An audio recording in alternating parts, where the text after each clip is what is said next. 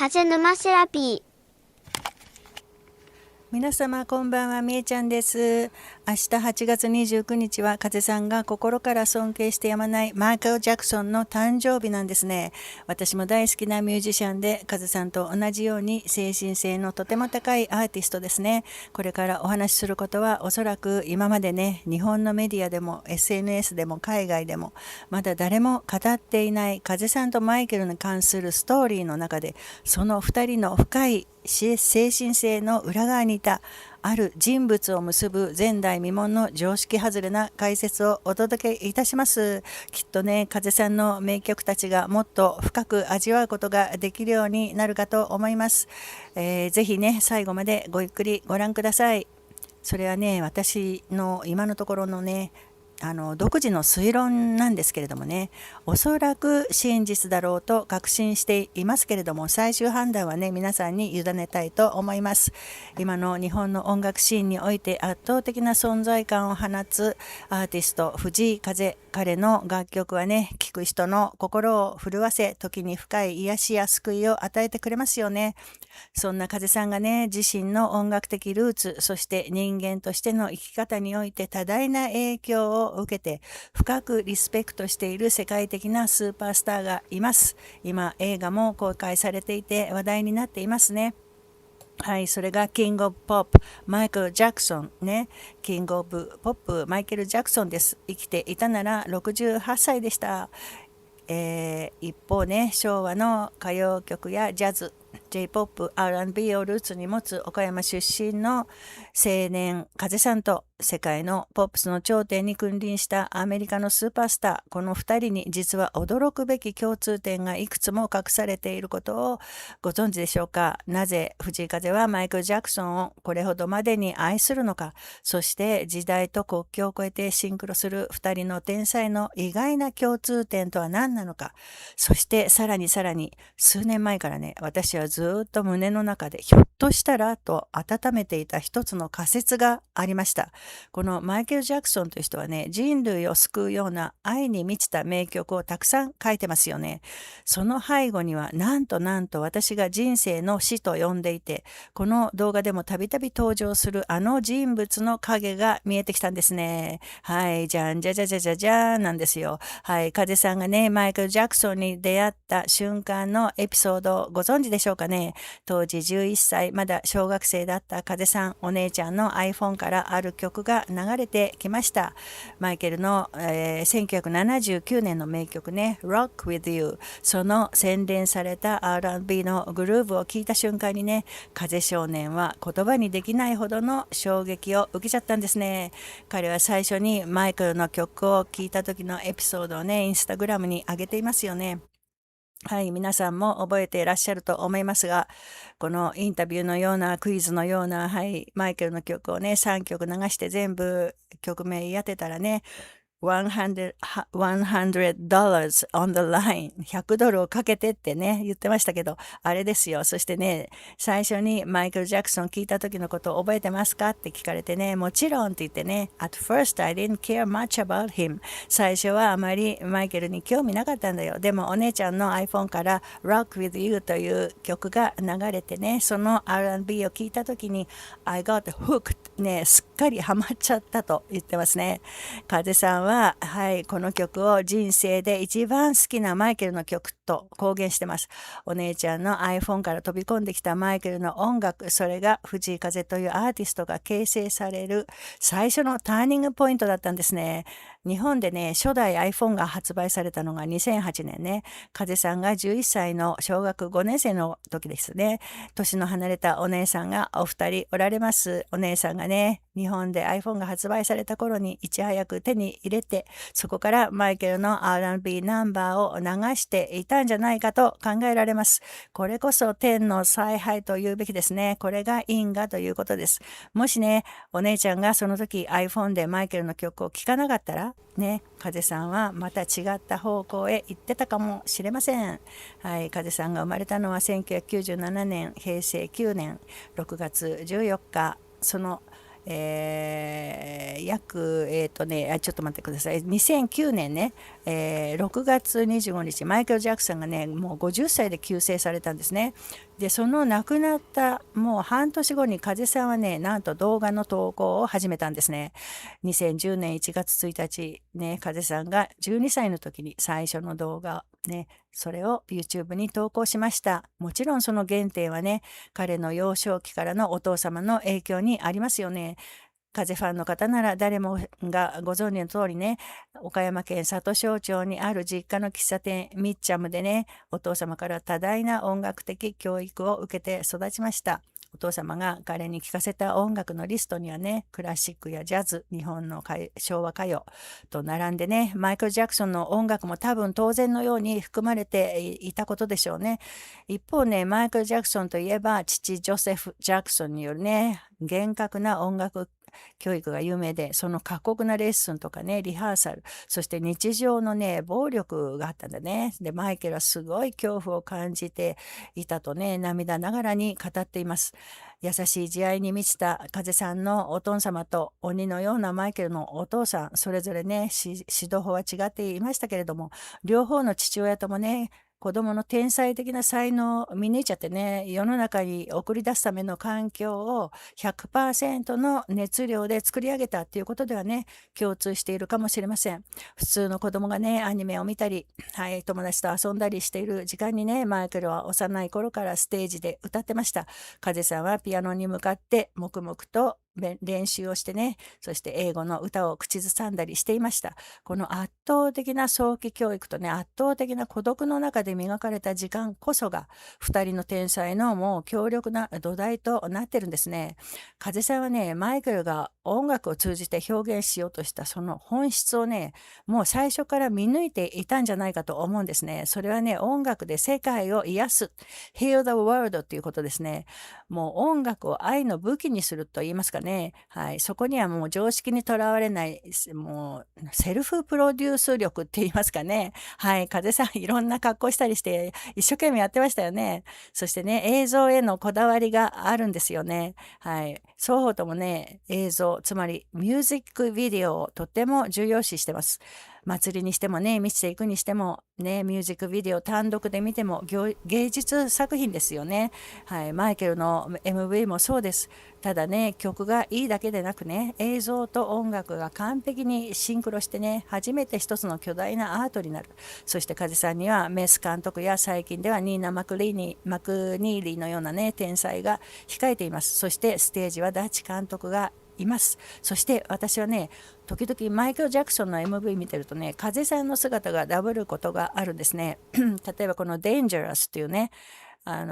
曲があって、こんな格好して歌うんですけど、内容はちょっとね、風さんのキャスケットガールを思わせるんですね。そしてね、MV のこのスーツ姿がね、風さんのこれ、シンガポールの時のこのソフト帽をかぶった感じがね、ちょっとシンクロしてですね、まあ、なんかのオマージュでしょうか、わかりませんが、そしてさらに驚くべきことをね、ここで紹介しますよ。風さんの It's Alright の MV が世界に衝撃を与えたのはね、もう記憶に新しいですよね。MV の最後に出てくる風さんが宇宙の神というか、はい、大元というか、そういう計り知れない存在となって世界を一つのスノードームのようなね瓶に入れられていて、それを持ってるシーンがありますよね。これね、多分私たちの生きているこの現象の世界がね、結局はある果てしない存在によってコントロールされているのだっていう考えですね。このシーンの原型ともいえる映像がですよ、なんとマイケル・ジャクソンの Black or White っていうね、曲の MV に見られるんですよ。このね、動画すごく面白くてね、ホームアローンの坊やが出てきたりね、ユーモアもあってね、とっても面白いんですよ。あのね、著作権の関係もあるんで念のためにね実物は見せられないのでイラスト化してるんですけど、このシーンなんですね。でマイケルがねコサックダンスをダンサーたちと踊るシーンがあるんですけど、なんとこれがねスノードームの中の世界であって、そのスノードームを黒人と白人の赤ちゃんが手に取って遊んでいるっていうシーンがあるんですね。はい、これはね人種差別からあらゆるね世界の差別をなくそうっていうね意図が見られる曲なんです。素晴らしい曲なんです。なんですけれどもね。そして最も重要なことは、2人のこの天才を結びつけている共通点っていうのはね、この音楽の底にある強烈なこの精神性なんですよね。いろんなね、この国の衣装を着てね、次々とね、踊るマイケルが、はい、スノードームの中の世界だったっていうね、さらに大きな存在からのこの視点と、風さんがボトルにこの込めた世界をね、一つのボトルにしちゃって、それを見つめる神、宇宙の視点、これ全く同じなんですね。これこそね、風さんがいつも言う大いなる存在の視点だということですね。で、広い世界はね、実は一つの世界であり、さらにその上に私たちには計り知れない存在がいるっていうね、古くからの教えがね、はい、何十年の時を超えて完全にシンクロしちゃってるんですよね。これ見た時、私なんで今まで気づかなかったんだろうってね、もう目をね白黒させちゃってね、ブラックオホワイトだからね、もうぶったまげましたよ。はい。でね、マイケル・ジャクソンの歌詞とかメッセージをね深く読んでいくと、彼は常にね、自分は神の楽器に過ぎないっていうね姿勢を持ってるんですね。マイケルにとってね、音楽とは自分じゃなくて神が演奏してるんですよ。はい。その愛をね人へ送るっていう行為なんですね。これまさに風さんがもういつも言ってることね。そして風さんの音楽活動そのものなんですよね。はい。風さんの楽曲にはね、一見ラブソングのように聞こえても、実は何か大きな存在や内なる神への愛を歌ったものが非常に多いですよね。それがね、宇宙を動かす大きな存在に自分を委ねるっていう生き方です。これこそがね、すべての目覚めた人たち、ブッダやキリスト、そしてインドの指導者たちがすべて同じことを言っているっていうことなんですね。マイケルとね、風さん2人に共通しているのは、自分を偉大なアーティストとして自慢したいっていうエゴが一切ないことですね。大きな存在に委ねているので、個人の出る幕じゃない、個人の自分がエゴがやってるっていう感覚がないんですね。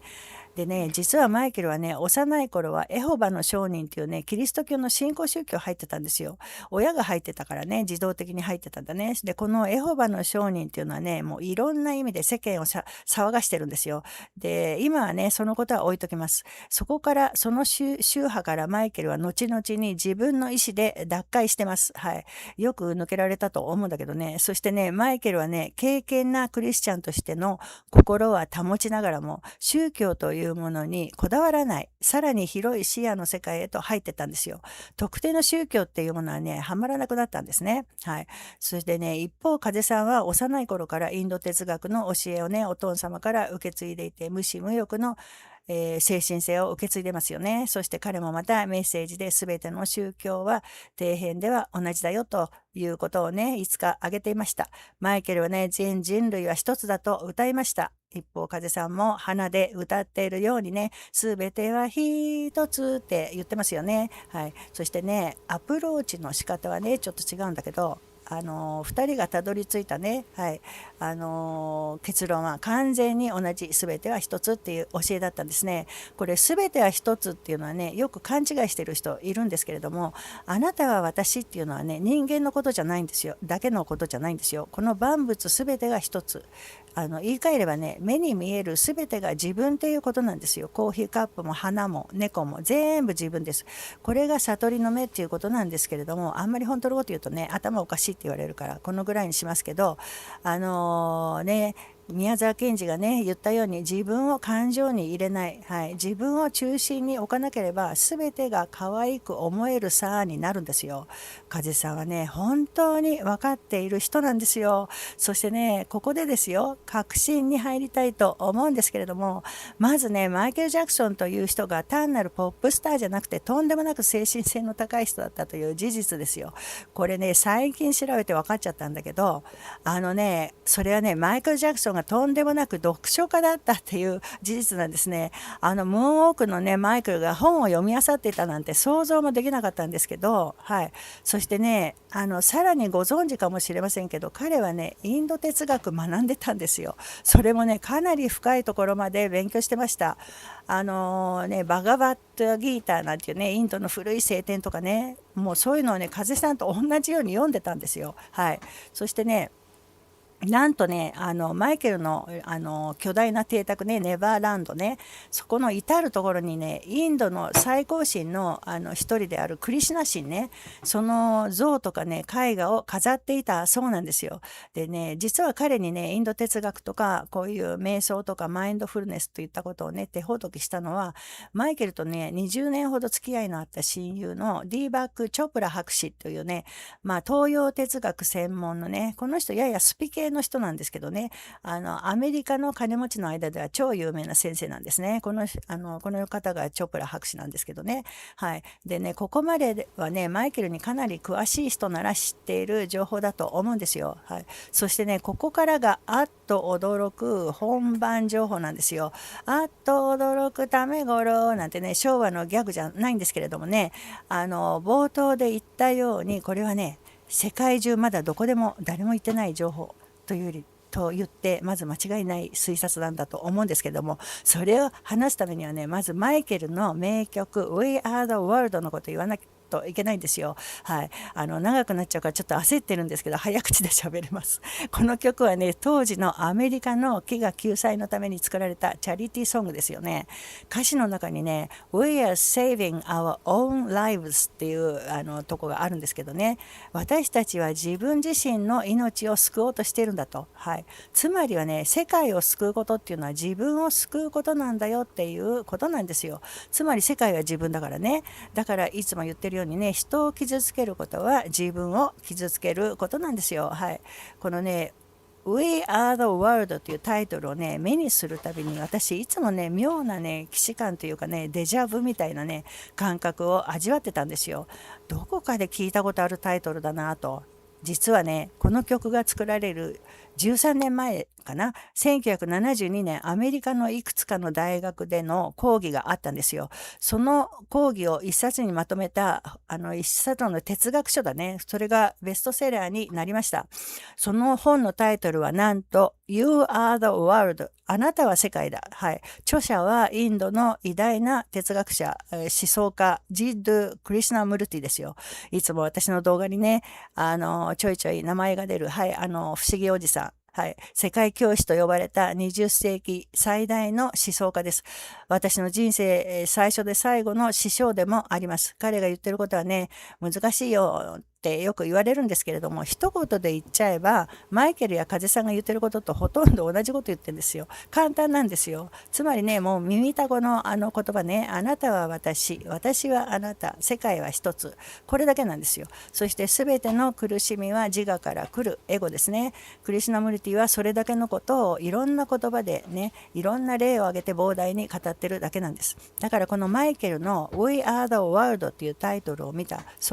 時ね、即座に You are the world っていう言葉がね、浮かんじゃったんですよ。そっからヒントを得たんじゃないかなって思ってね。で、このチャンネルでもそれについてちょっと言ったことあるんですけど、なぜならね、We are the world っていう言葉っていうのは、私たちは世界だなんていう言葉はね、普通にエゴを持っている人の口からは絶対に出ない言葉なんですよ。でもね、ポップシンガーがクリシュナムルティを読むなんてまさかってね、ずっと思ってたんです。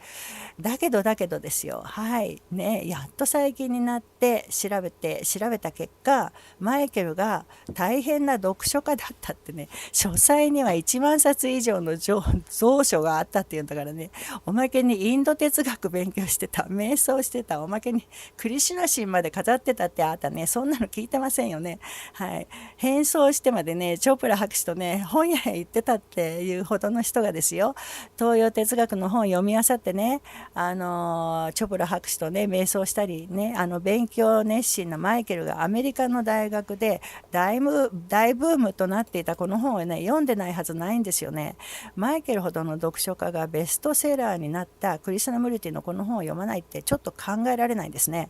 で、ここでやっと長い間の私の疑問が解けてね、もう点と線がつながったんですよ。この本がね、出版されたのは70年代から80年代だから、アメリカの知識層とかね、ヒッピーカルチャーね、風さんのお父様もおそらく影響されたであろう、スピリチュアルな時代の波が押し寄せた時期なんですね。その頃マイケルまだね14歳ぐらいだから、クリシュナムルティすぐには読まなかったかもしれませんけど、多分チョプラ博士の手ほどきで当時アメリカの大学で大きな話題となってましたからね。マイケルの膨大なライブラリに含まれていた可能性は極めて高いですよ。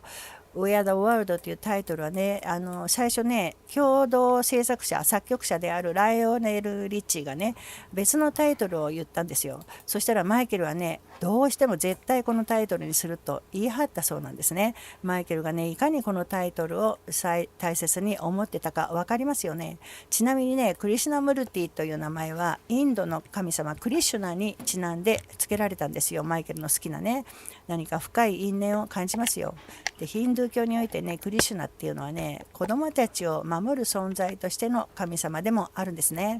でこのクリシュナのイメージはね、ピーターパンが好きでね、ネバーランドや病院で傷ついた子どもたちを抱きしめてね、癒そうとしていたマイケルの姿と重なりますよね。そして私はね、風さんがこのインドで子どもたちと対話しているこの写真を見てね、またデジャブに襲われたんですよ。そしてね、思い出したのがこちらなんです。これね、クリシュナムルティもね、よくこうして子どもたち、この写真結構大きな子どもたちですけど、もっと幼い子どもたちともね、よくお話ししている映像が残ってるんですね。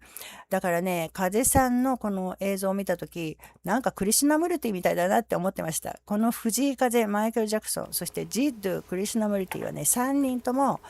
なんか一見何のゆかりもないように見えて、3人とも宗教の壁を完全に越えちゃった人たちですね。あなたが世界だ You are the world というね、哲学のバトンがマイケルの頭の中で、私たちは世界だという音楽へ昇華されたのではないかと。そう考えるとね、全てのピースがね、綺麗に美しくつながるんですよ。もしね、この推論が正しいとすればですよ、1972年にクリスナムリティがアメリカの大学で学生たちに語りかけた You are the world、 あなたが世界なのだっていう真理がね、1985年にマイケルによって We are the world という人類のアンセムになってね、そして現代そのマイケルの精神を深く吸い込んだ藤井風さんが God is inside us ね、神は私たちの内側にあるとか、大きな存在が自分を動かしているとかね、It's alright でもシーンでもね、つながっていることになりますよね。そして11歳の時にお姉ちゃんの iPhone から流れる Rock with You を聞いて音楽の魂を揺さぶられた少年はね、彼らが目に残した残した目に見えないねバトンをしっかりと受け継いで いたんですね。梶さんがね、It's Alright で書いたね、このボトルに収まるカオスなこの世っていうね、現象世界、それはね、マイケルがスノードームに込めたワンネスの世界そのものですよね。そしてまたね、クリスチャン・モリティがあなたが世界だって説いたことがね、もう時空を超えて令和で梶さんを通して美しく花開いたと私は思います。このね、3人のメッセージはね、いつでもとってもシンプルなんですね。外側に幸せを探さない、外側のせいにしない、すべては自分次第、自分次第で別世界ねって歌ってますよね。なぜなら神の愛はあなた自身の内側にあって、すべては神が行っている、宇宙でもいいですよ、宇宙が行っている、だからね、すべて It's alright なんですよ。あなたがね、この風さんとマイケルの深いつながり、そしてその裏にはクリスナムルティという宗教や差別、あらゆるものから人間を自由にして世界教師と呼ばれた人物がいて、その美しいつながりに気づいた時にね、世界はね、少し違って見えるかもしれませんよ。はい、マイケルがね、この世を去った後、まるでその愛を受け継ぐかのように、日本の岡山の力、藤井風という天才が現れたのはね、決して偶然ではないのかもしれません。1987年、マイケル・ジャクソンはね、初来日した時にホテルの黒板にこんなメッセージを書き残したんですよ。Make love your weapon to overcome any evil。